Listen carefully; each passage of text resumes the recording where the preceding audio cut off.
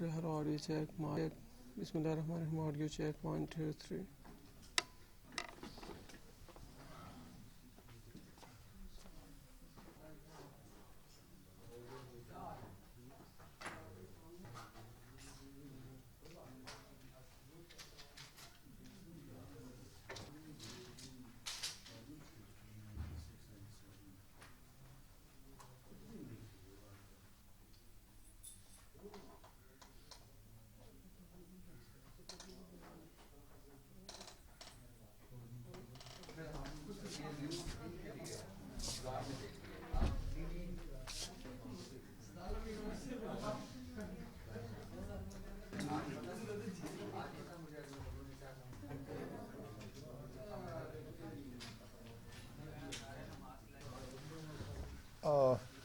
جون کے مہینے میں پچھلے سال جون کے مہینے کے اندر ہمارے ملک کے اندر ایک پیٹرولیم پروڈکٹس کا بحران دیکھا گیا اور ہمیں مارکیٹ کے اندر پیٹرولیم پروڈکٹس کی قلت بھی نظر آئی اور کئی کیسز کے اندر ہمیں ایسا بھی پتہ چلا کہ زیادہ قیمت لی جا رہی ہے اور یہ تقریباً 3 سے 4 ہفتے تک یہ بحران قائم رہا۔ یہ پہلی دفعہ پاکستان میں نہیں ہوا، اس سے پہلے بھی ہو چکا ہے، آج سے چند سال پہلے ہی ہمیں یاد ہے، اس میں سردیوں کے وقت ہوا تھا اور بڑا شدید بحران ہوا تھا اور لائنیں لگ گئی تھیں پیٹرول اسٹیشنز کے سامنے، اور اس دفعہ بھی یہ دہرایا گیا۔ وزیر اعظم نے اس کے بعد یہ فیصلہ کیا کہ اس بحران کی تحقیقات کی جائیں اور اس کی ذمہ داری دی گئی ایف آئی اے کو۔ انہوں نے ایک رپورٹ تیار کی اور وہ رپورٹ جو ہے وہ کیبنٹ کو چند ماہ پہلے پریزنٹ کی گئی۔ اس رپورٹ کے اوپر فیصلہ یہ ہوا کہ ایک کابینہ کی کمیٹی بنائی جائے گی جو اس رپورٹ کا مطالعہ کرے گی اور پھر اپنی سفارشات مرتب کر کے وہ پرائم منسٹر کو دی جائیں گی، اور پرائم منسٹر اس کے بعد اور کابینہ جو ہے وہ فیصلہ کرے گی کہ اس کے بعد ان کا کیا عمل درآمد کرنا ہے۔ اس کمیٹی کے اندر شامل تھے جناب شفقت محمود صاحب، شیرین مزاری، اعظم سواتی، اور میں اس کمیٹی کا حصہ تھا۔ ہم نے اپنا کام کرنے کے بعد اپنی سفارشات جو ہیں وہ مرتب کر کے دے دی تھیں، پھر اس کے اندر وزیر اعظم نے احکامات دیے تھے کہ مزید کچھ انفارمیشن معلومات کے لیے، اور وہ جو معلومات تھیں اس معلومات کے اکٹھے ہونے کے بعد اب فائنل جو ہے وہ گو ہیڈ دے دیا گیا ہے کہ اب میڈیا کے ساتھ بھی شیئر کر لیں اور اس کے بعد یہ کابینہ کے سامنے بھی رکھ دی جائیں گی کہ جو حتمی سفارشات ہیں۔ اس کے اندر ہم نے 3 مختلف حصوں کے اندر ان کو ترتیب دیا ہے ان سفارشات کو۔ سب سے پہلے تو وہ ایکشنز ہیں جو ہمارے خیال کے اندر مجرمانہ ایکشنز تھے، کرمنل ایکٹس تھے، اور قانون کے مطابق اس کے اوپر کرمنل کیسز بننے چاہیے۔ اس کے لیے پورا ثبوت جو ہیں اس شکل میں لانے کے لیے کہ ان کی بنیاد کے اوپر کیسز چلائے جا سکیں، ایف آئی اے کو مینڈیٹ دیا جا رہا ہے کہ فورینسک انویسٹیگیشن کرے اور 90 دن کے اندر اپنی رپورٹ مکمل کریں، جس کی بنیاد کے اوپر پھر آگے اس کے پروسیکیوشن کا کام شروع کیا جا سکے۔ جو ایریاز ہیں اس کے اندر جن کو دیکھنے کے لیے کہا گیا ہے، قانون کے مطابق جو کم سے کم انوینٹری رکھنے کی ریکوائرمنٹ ہے، کیا جو آئل مارکیٹنگ کمپنیز اور ہیں انہوں نے وہ اس کو پورا کیا یا نہیں، جو سیلز رپورٹ کی گئیں کیا واقعی میں وہ سیلز ہوئیں یا حقیقت میں جو سیلز ہوئیں اور جو کاغذ پہ رپورٹ کی گئی ان کے اندر فرق تھا، اور اگر تھا تو کتنا تھا، اور کس نے یہ ایک مجرمانہ فعل کیا، کیا پروڈکٹ کی ذخیرہ اندوزی کی گئی اور اگر کی تو کس نے کی۔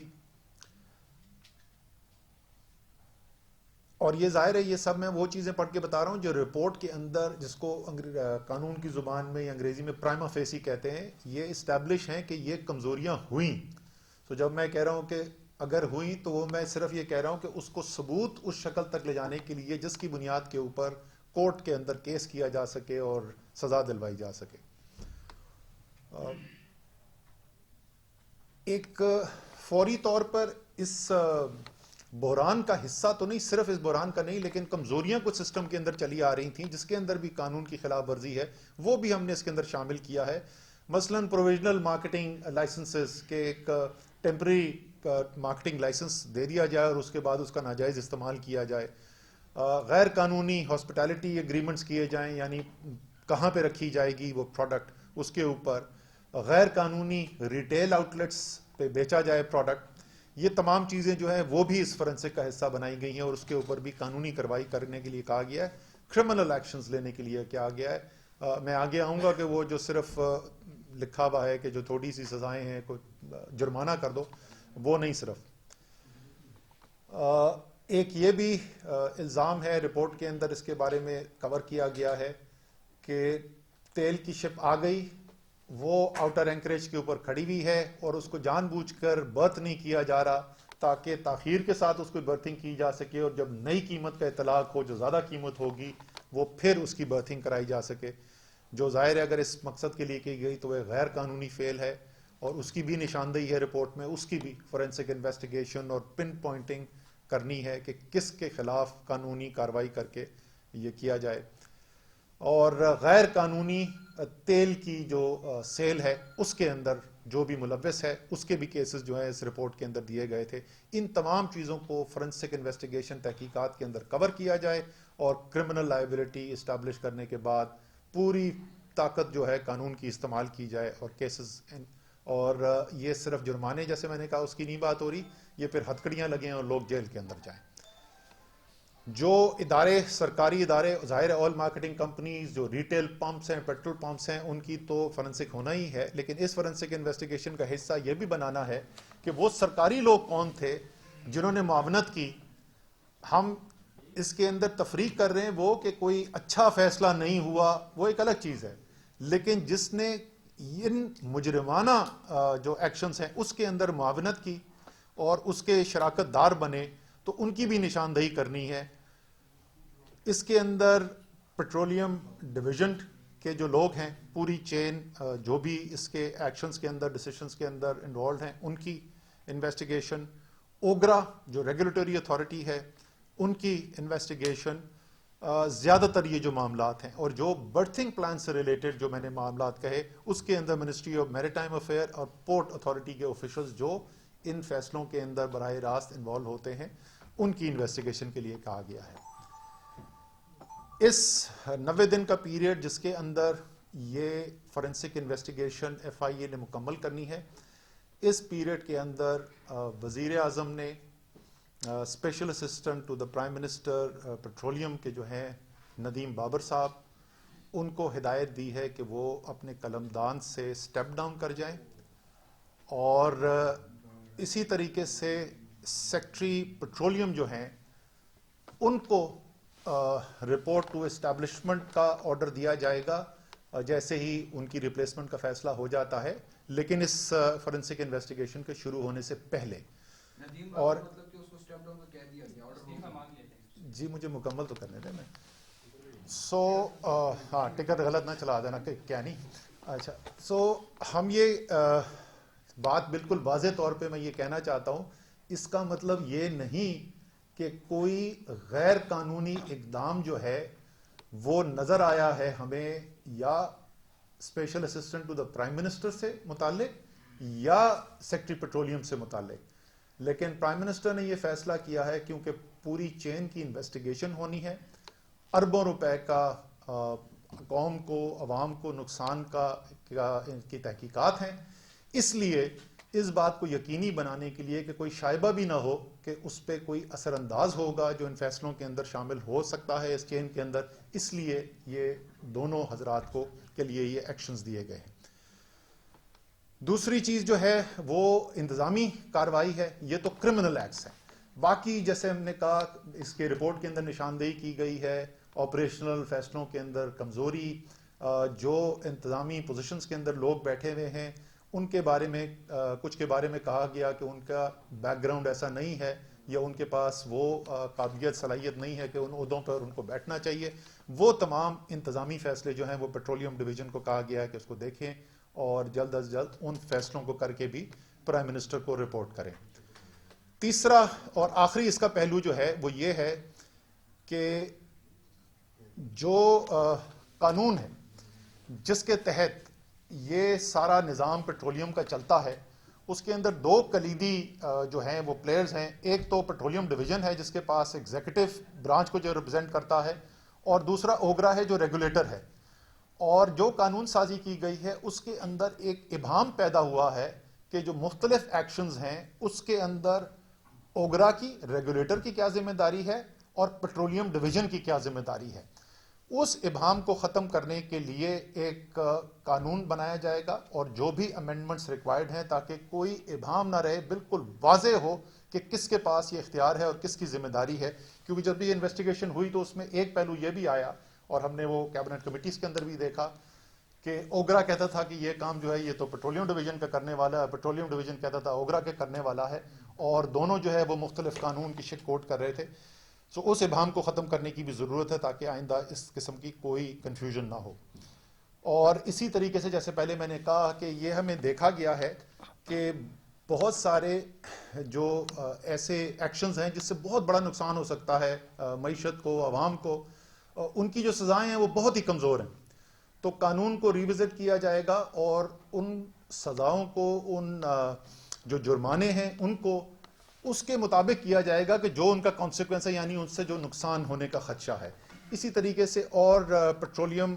سیکٹر کی امپروومنٹ کی بہت ساری چیزیں اس کے اندر آئیڈینٹیفائی کی گئی ہیں، وہ رپورٹ کر دی جائیں گی پیٹرولیم ڈویژن کو، اور پیٹرولیم ڈویژن پھر اپنا ایکشن پلان بنائے گا اسی سے مطابقت رکھتے ہوئے، اور وہ پھر کیبنٹ کمیٹی آن انرجی کے پاس آئے گا اور کابینہ کے پاس فائنل چلی جائیں گی. آخر میں ختم کرنے سے پہلے صرف یہ بتانا چاہتا ہوں کہ عمران خان کی ساری جو جد و جہد رہی ہے، اور پچھلے 2.5 سال سے ذرا سا زیادہ عرصہ جو ہو گیا ان کے وزیر اعظم بنے ہوئے، ان کے تمام فیصلے اس بنیاد پر ہوتے ہیں، اور ان کی بالکل واضح ترجیح یہ ہے کہ کیسے میں پاکستان کے عوام کو بہتر سے بہتر ایک زندگی گزارنے کا راستہ میسر کر سکوں. اور جہاں بہت سارے چیلنجز ہیں یہ کرنے کے لیے، اس میں سے ایک یہ بھی ہے کہ بڑے بڑے پاکستان کے اندر کارٹل بنے ہوئے ہیں، بڑے بڑے مافیا بنے ہوئے ہیں مختلف سیکٹرز کے اندر، جو کئی سالوں سے نہیں بلکہ کئی دہائیوں سے مضبوط تر ہوتے گئے ہیں، کیونکہ جو صاحب اقتدار تھے وہ ان کے سرپرست تھے، ان مافیاز اور ان کارٹلز کے. اور وزیر اعظم نے یہ بالکل پہلے سے واضح کر دیا تھا، اس کے لیے اقدامات بھی لیے گئے، اور اب آپ دیکھ رہے ہیں. اور بہت ظاہر لوگوں کے اندر ایک یہ بات بھی ہوتی ہے کہ ہم نے یہ باتیں پہلے بھی سنی ہیں، پھر ہم نے جب پرائم منسٹر نے رپورٹ کرنے کو کہا، انہوں نے کہا یہ تو پھر کھاتے میں ڈال دیا، رپورٹ آ جائے گی. اور رپورٹ آ گئی، وہ پبلک بھی کر دی گئی. انہوں نے کہا اچھا چلیں یہ تو بڑی اچھی بات ہے، آپ نے پبلک کر دی، پہلے کوئی نہیں کرتا تھا، لیکن چلیں ہوا تو سزا کس کو ملی. تو اب وقت آ رہا ہے سزاؤں کا، اور وزیر اعظم بالکل واضح ہیں، کسی صورت میں یہ جو مافیاز اور یہ جو کارٹلز ہیں جو پاکستان کی عوام کی جیبوں سے پیسہ نکال رہے ہیں، کسی صورت میں وہ ان کو معاف نہیں کیا جائے گا. اور جب یہ ایکشن ہوں گے، یہ بڑے طاقتور مافیا ہیں، بڑے طاقتور کارٹل ہیں، تو یہ اتنی خاموشی سے اور اتنی آسانی سے یہ جو وزیر اعظم کے فیصلے ہیں ان کو برداشت کر کے چپ کر کے گھر نہیں بیٹھ جائیں گے. یہ بہت ساری مشکلات بھی پیدا کرنے کی کوشش کریں گے، لیکن وزیر اعظم تیار ہیں اس کے لیے. اور اس لیے ان تمام کارٹلز کو وزیر اعظم کی طرف سے پیغام ہے کہ آپ کا وقت ختم ہو گیا ہے اور اب پاکستان کے عوام کا وقت آ گیا ہے. سو میں اس پہ اختتام کرتا ہوں. شفقت محمود صاحب اور شیرین، آپ کی وانٹ ٹو ایڈ سم تھنگ؟ Question answer. ایک بڑا آپ نے لاسٹ پریس کانفرنس بھی ہوئی تھی اور ہم نے آپ کو سوال کیا تھا، لیکن آپ نے رکھا اور آج آپ نے کیا. یہ بتائیں کہ اب پیٹرولیم کی طرف سے اس پہ 10 تک جو او ایم سیز ہیں اس کے حوالے سے آڈیٹر جنرل کو ٹی او آرس دے دیے گئے کہ وہ انویسٹیگیٹ کریں، اور اوگرا کے حوالے سے بھی پی ایم نے پوچھ لیا کیونکہ 16 مارچ کی جو کیبنٹ کا جو آپ کی جو کمیٹی کی سفارشات تھیں، تو اب اس کو آپ کیسے دیکھتے ہیں؟ اور آپ نہیں سمجھتے کہ جو اوگرا کی اس میں بالکل نااہلی ہے، کیونکہ 2016 کے جو رولز ہیں اوگرا کے وہ بالکل اس میں جس میں وہ کہا گیا تھا اندر بیٹھ کے آپ کے کیبنٹ میں चेयरपर्सन ओबरा की तरफ से कि स्टोरेज तो हमने बना दिया लेकिन उसमें अगर प्रोडक्ट है या नहीं उसकी हमारे पर जिम्मेदारी नहीं है. ये तमाम तर चीज़ें इसको आप कैसे देखते हैं और आप समझते हैं कि नदीम बाबर को हटाना जो है वो एनर्जी के लिए जो है वो एक पॉजिटिव चीज़ है एनर्जी सेक्टर के लिए? देखें, जो जहाँ तक आपने जिम्मेदारी की बात की तो इसमें कोई शक नहीं है कि जो इदारे हैं जिनको ये जिम्मेदारी दी गई थी वो इदारे अपनी जिम्मेदारी अदा करने में नाकाम हुए. ये तो बिल्कुल वाज़ेह है ना. हमने सिर्फ इस जुमले से आगे जाना है. हमने तो बिल्कुल एग्जैक्ट मुतय्यन करना है कि कहाँ वो जिम्मेदारी जो है वो सिर्फ इसलिए नहीं अदा की गई कि अहल नहीं थे या उनके दिमाग में कोई इब्हाम था कि उनकी ताकत और इख्तियार क्या है, और कहाँ बराह रास्त उनके अपने ज़ाती मुफाद शामिल थे और जहाँ उन्होंने जिसको अंग्रेजी में कहते हैं कुलूट किया इस चोरी के अंदर, इस डाके के अंदर. सो फॉरेंसिक इन्वेस्टिगेशन का मकसद यही है कि हम सिर्फ जो है वो ये नहीं कहना चाहते, एक स्टेटमेंट एक नहीं इशू करना चाहते कि जी लोगों ने किया और आइंदा से ऐसा ना करें. वज़ीर आज़म का बिल्कुल क्लियर ज़हन है इसके अंदर. वो चाहते हैं, जैसे मैंने कहा, कि जो जिम्मेदार है और जो इस जुर्म के अंदर शरीक हुआ है, चाहे वो कोई भी हो, वो जेल के अंदर जाए और उसको हथकड़ी लगे. जहाँ तक आपने नदीम बाबर साहब का, हमने जैसे मैंने पहले कहा, हमारी कमेटी ने कोई ऐसी बात नहीं की है जिसके अंदर हम चाहे या सेक्रेटरी पेट्रोलियम या SAPM के बारे में हमने उनको कहा हो कि वो बराह रास्त किसी के जिम्मेदार है. लेकिन हम ये समझते हैं कि ये एक शफाफ तहकीक की एक रिक्वायरमेंट, ये एक उसके लिए लाजिम है कि ऐसा नजर आए कि उस सिस्टम के ऊपर वो नहीं बैठे हुए जिसके नीचे इन्वेस्टिगेशन हो रही है, जो उस वक्त फैसला साजी की कुर्सी पे मौजूद थे. सिर्फ इतनी सी बात. जी मेहताब, आप क्या समझते हैं सर, ये आई वाश होगा सिर्फ या वाकई अगर देखें ना पेट्रोलियम डिवीजन में अगर उनकी जिम्मेदारी थी तो उनकी जिम्मेदारी अदा ना करने के नतीजे में ये क्राइसिस आया, तो क्या सिर्फ ये आई वाश होगा या मुकम्मल समझ जाए कि आप मानेंगे आप क्रिमिनल प्रोसीडिंग्स के बाद वही अंदर होंगे? देखें